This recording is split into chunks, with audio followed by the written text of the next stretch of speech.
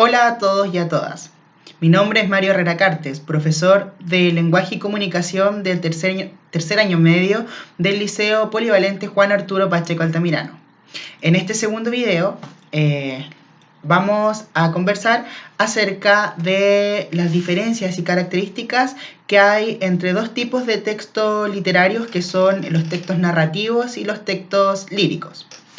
En el video anterior hacíamos una diferenciación, ¿verdad?, entre los textos de carácter literarios y no literarios.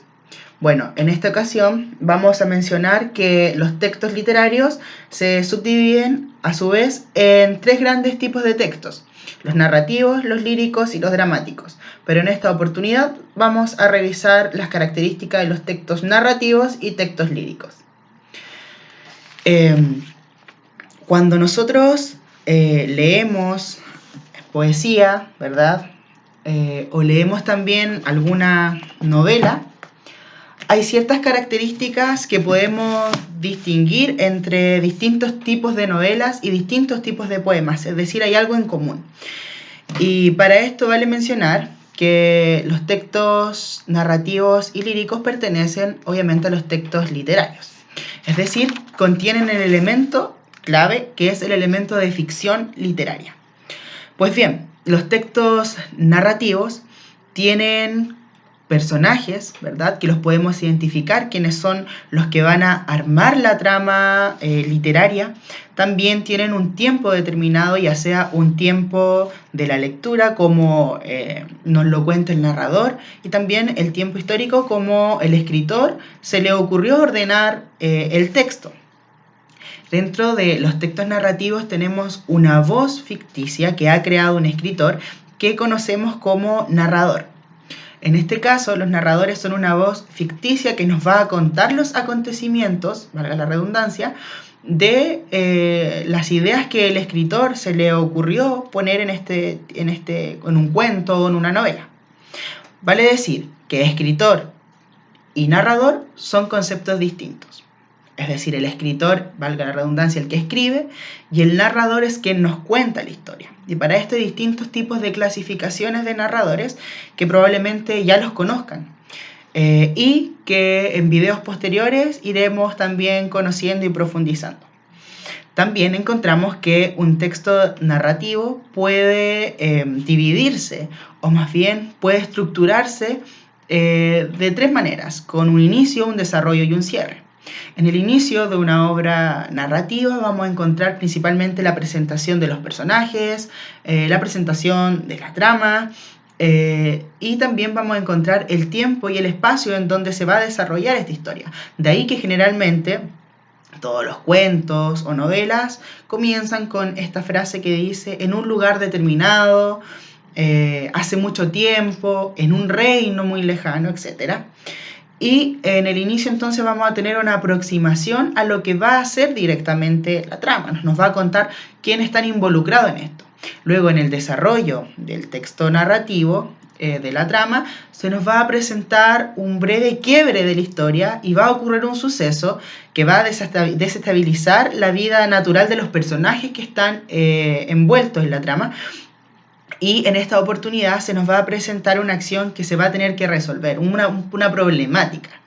Y es aquí entonces donde se va a desarrollar la obra, y finalmente en el final de la historia o el final del texto nos vamos a encontrar en que se va a resolver este conflicto que había en el desarrollo.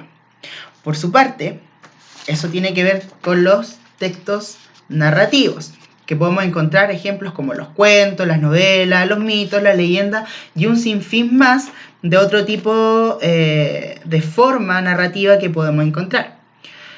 Por su parte, lo lírico, es decir, los textos líricos también tienen cierta estructura o tienen ciertos componentes que van a estar presentes en todos los textos pertenecientes a lo lírico. En primer lugar, va a haber siempre un objeto y motivo lírico. El objeto lírico va a ser aquel elemento tangible, es decir, elemento físico en el cual se va a inspirar un poeta para escribir. Y el motivo lírico va a ser a su vez una característica metafísica, es decir, un sentimiento, algo que no se puede tocar, que es metafísico y que el poeta se ha inspirado. Entonces decimos que objeto lírico es lo físico y motivo lírico es lo metafísico, lo que va más allá de lo que nuestros ojos pueden ver. Para esto también el escritor de los poemas, ¿verdad? O de canciones, etcétera, son los poetas.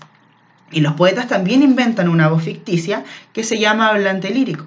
Y este hablante lírico es la voz que está detrás de un poema y que nos llega a nosotros como lectores. Es decir, puede que un poeta se le ocurra crear un poema que esté en una voz de mujer, ¿ya? Y es por esta razón que hacemos esta diferencia entre el hablante lírico y el poeta.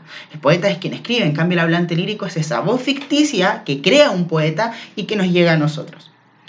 No siempre, como el ejemplo anterior, coincide el género y número del poeta, ¿ya? El género de la persona que escribe, con el género del hablante lírico que él inventa, ¿ya? Puede ser una voz femenina, una voz masculina, etcétera, etcétera.